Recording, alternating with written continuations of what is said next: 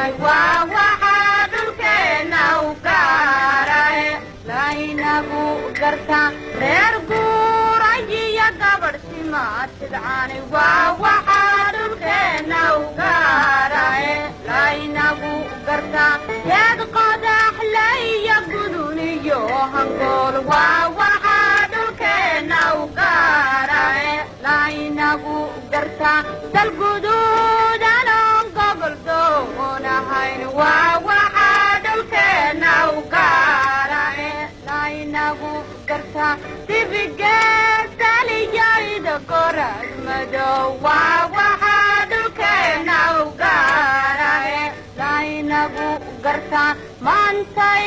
galladinoo soo gashay gobanimadayada kuloo wasgay maantay galladinoo soo gashay gobanima